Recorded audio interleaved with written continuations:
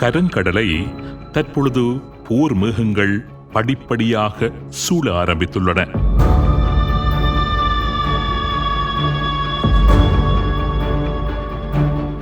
மற்றொரு பனிப்போரின் ஆரம்பமாக கருங்கடல் மாறிக்கொண்டு வருவதாக ஆய்வாளர்கள் எச்சரிக்கை விடுத்து வருகின்றார்கள். மூன்றாம் உலக யுத்தத்தின் ஒரு காரணியாக கருங்கடல் சார்ந்த பிரச்சினை உருவாகிவிடலாமோ என்று அச்சம் கொள்ளும் வகையில் நிலைமை மோசமாகிக் கொண்டிருக்கின்றது. கருங்கடலில் ஆதிக்கத்தை செலுத்துவதில் ஒரு பக்கம் ரஷ்யா, மறுபக்கம் அமெரிக்கா தலைமையிலான நேட்டோ படைகள் என்று மிகப்பெரிய பலப்பரீட்சைக்கு இரண்டு தரப்புகளும் தயாராகிக் கொண்டிருக்கின்றன. குறிப்பாக கருங்கடலின் ஒரு முக்கிய புள்ளியில் மையம் கொண்டுள்ள உக்ரைன், ரஷ்யா, இந்த இரண்டு நாடுகளுக்கும் இடையே காணப்படுகின்ற பிரச்சினை கருங்கடலை இரத்தக்கடலாக மாற்றிவிடும் அபாயத்தை நோக்கி இட்டுச் சென்று கொண்டிருப்பதாக எச்சரிக்கின்றார்கள் போரியல் ஆய்வாளர்கள்.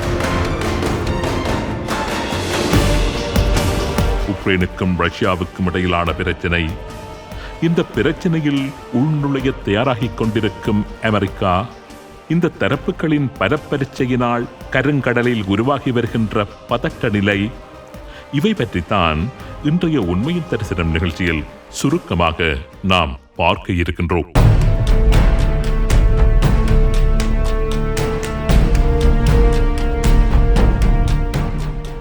உலகின் கேந்திர முக்கியத்துவம் வாய்ந்த கடல்களுள் கருங்கடல் என்பது வல்லரசுகள் பலவற்றின் இருப்புக்கு மிக மிக முக்கியமான ஒரு புள்ளி என்று கூறலாம். இந்த கருங்கடல் பிராந்தியம் என்பது பல நூற்றாண்டுகளாகவே பல்வேறு ராஜ்யங்களின் எழுச்சிகளுக்கும் வீழ்ச்சிகளுக்கும் காரணமாக இருந்து வந்ததுடன் இந்த கருங்கடலை கைப்பற்றுவதற்காக ஏராளமான யுத்தங்களில் பல நாடுகளும் ராஜ்யங்களும் ஈடுபட்டு வந்ததையும் வரலாற்றின் பக்கங்களை புரட்டுகின்ற போது காணக்கூடியதாக இருக்கின்றது. இன்றைக்கும் இந்த கருங்கடல் உலக வணிகத்திற்கும் ஐரோப்பாவின் பாதுகாப்புக்கும் மிக முக்கியமான ஒரு மையப்புள்ளியாக இருந்து வருகின்றது. ஐரோப்பிய, ஆசிய, மத்திய கிழக்கு பிராந்தியங்களின் பொருளாதார மற்றும் கேந்திர ஸ்தானங்களின் மிக முக்கிய அமைவிடமாக பல நாடுகளாலும் பார்க்கப்பட்டு வருகின்ற இந்த கருங்கடலின் ஆழத்தில்தான் ஐரோப்பாவுக்கும் ஆசிய, மத்திய கிழக்கு நாடுகளுக்கும் இடையிலான பெட்ரோல், எரிவாயு, எரிபொருள் குழாய்கள், தொலைத்தொடர்பு, ஃபைபர் ஆப்டிக் கேபிள்ஸ் போன்றன சென்று கொண்டிருக்கின்றன. இவை அனைத்திற்கும் மேலாக ஐரோப்பாவை யார் கட்டுப்படுத்துவது என்கின்ற போட்டியில் இந்த கருங்கடல் எவரது கரங்களில் இருக்கின்றதோ அந்த தரப்பின் கரம் ஐரோப்பாவில் ஓங்குவதற்கு சந்தர்ப்பம் இருக்கின்றது என்று கூறுகின்றார்கள் போரியல் நோக்கர்கள். பெரும்பாலான காலப்பகுதியில் இந்த கருங்கடலின் பெரும்பகுதி சோவியத் ரஷ்யாவின் அல்லது அதனது நேச சக்திகளினது ஆதிக்கத்தில் தான் இருந்து வந்துள்ளது. கருங்கடலை பகிர்ந்து கொண்டிருந்த 6 தேசங்களில் துருக்கி தவிர மிகுதி 5 தேசங்கள் சோவியத் ரஷ்யாவின் ஆளுகையின் கீழ் இருந்ததால் கருங்கடலில் சோவியத் ரஷ்யாவின் கரங்களே ஓங்கி காணப்பட்டு வந்தது. ஆனால் 90களின் ஆரம்பத்தில் சோவியத் ஒன்றியம் சிதறியதைத் தொடர்ந்து இந்த கருங்கடலில் மெதுவாக அமெரிக்காவின் ஆதிக்கம் அதிகரிக்க தொடங்கியது. கருங்கடலை எல்லையாக கொண்ட 6 நாடுகளில் துருக்கி, பல்கேரியா, ருமேனியா போன்ற 3 நாடுகள் அமெரிக்கா தலைமையிலான நேட்டோவில் தற்பொழுது அங்கம் வகிக்கின்றன. மிகுதி 3 நாடுகளில் ரஷ்யா தவிர மற்றைய 2 நாடுகளான ஜார்ஜியா மற்றும் உக்ரைன் போன்ற நாடுகள் நேட்டோவின் சமாதான நடவடிக்கைகளுக்கான பங்குதாரர்கள் என்ற வகிவாகத்தை வகித்து வருகின்றன. ரஷ்யாவை தவிர கிட்டத்தட்ட கருங்கடலின் பங்குதாரர்கள் அத்தனை பேருமே தற்பொழுது அமெரிக்காவின் பக்கம். ரஷ்யா கோபம் கொண்டு கிளர்ந்தெழுந்துள்ளதன் பின்னணி இதுதான். ரஷ்யாவை சுற்றி வளைத்து அமெரிக்கா வகுத்து வருகின்ற வியூகங்களை ரஷ்யா உடைத்தேயாக வேண்டிய அவசியம் இங்குதான் உருவாகின்றது.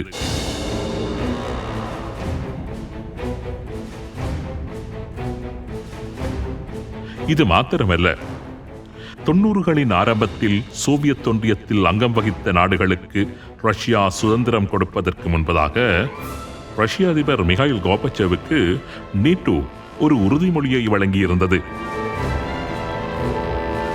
ரஷ்யாவுக்கு அருகாக நேட்டோ ஒரு அங்குலமேனும் நகராது என்று நேட்டோ உறுதி வழங்கியிருந்தது. ரஷ்யா இருக்கும் திசையை நோக்கி நேட்டோ 10 சென்டிமீட்டர் தானம் நகரமாட்டாது என்று அமெரிக்காவின் ராஜாங்க செயலாளர் ஜேம்ஸ் பேக்கர் தெரிவித்திருந்தார்.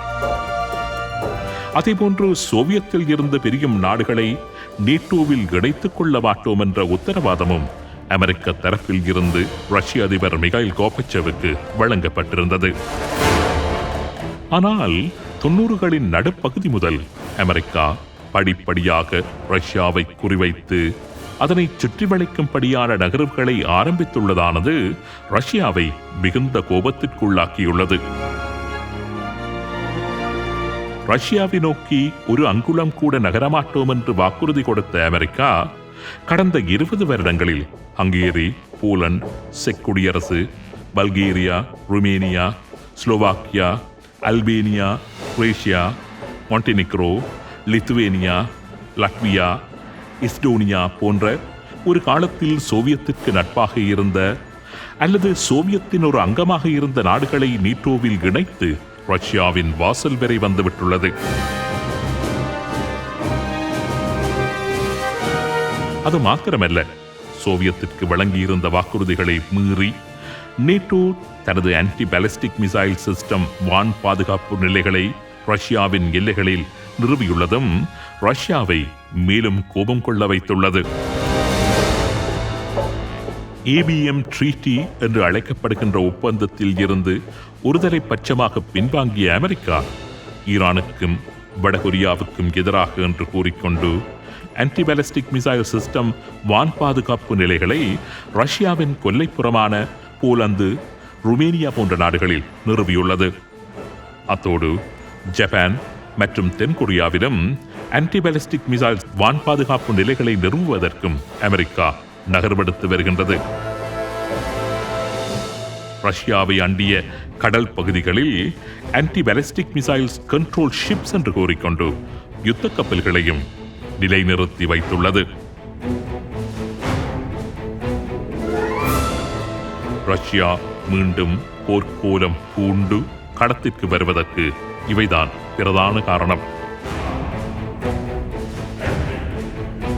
இந்த விடயங்கள் பற்றி ரஷ்யாவின் அதிபர் விளாடிமிர் புட்டின் கூறுகின்ற பொழுது, எமது பாதுகாப்புக்கு அச்சுறுத்தலாக இருந்து வருகின்ற நேட்டோவின் இந்த ஏவுகணை பாதுகாப்பு நிலைகள் தொடர்பான எமது கரிசனையை வருடக்கணக்காக நாங்கள் எழுப்பி வருகின்றோம்.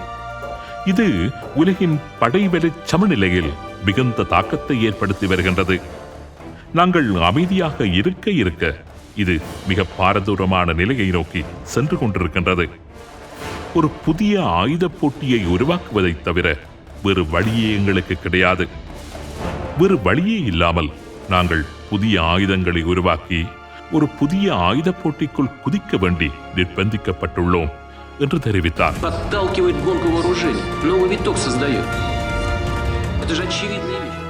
நேட்டோ நிறுவியுள்ள ஆன்டி பாலிஸ்டிக் மிசைல் சிஸ்டத்தினை மேவுவதற்காக ரஷ்யா ஏராளமான புதிய ஆயுதங்களை அறிமுகப்படுத்தியுள்ளது.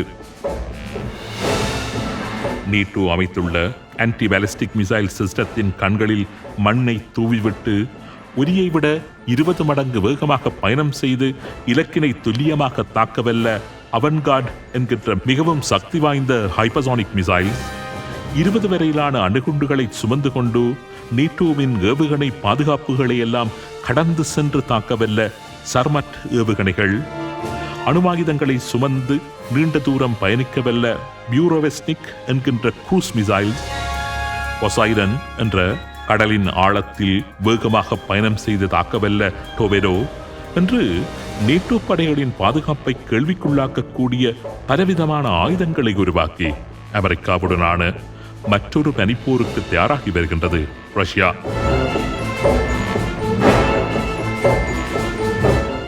இந்த புதிய பனிப்போரின் அல்லது 3ஆம் உலக யுத்தத்தின் ஆரம்ப புள்ளியாக கருங்கடல் இருக்கலாம் என்றும், குறிப்பாக உக்ரைன் என்ற நாடு இருக்கலாம் என்றும் கூறுகின்றார்கள் போரியல் ஆய்வாளர்கள். இதற்காக ரஷ்யா உக்ரைனை மையப்படுத்தி பனிப்போரை ஆரம்பிக்க விளைகின்றது. ரஷ்யாவுக்கும் உக்ரைனுக்கும் அப்படி என்னதான் பிரச்சனை? ரஷ்யாவுக்கும் உக்ரைனுக்கும் இடையிலான பிரச்சனை எப்படி ஒரு உலக யுத்தமாக மாற சந்தர்ப்பம் இருக்கின்றது? இந்த கேள்விகளுக்கான பதிலை அடுத்த உண்மையின் தரிசனம் நிகழ்ச்சியில் விரிவாக பார்ப்போம்.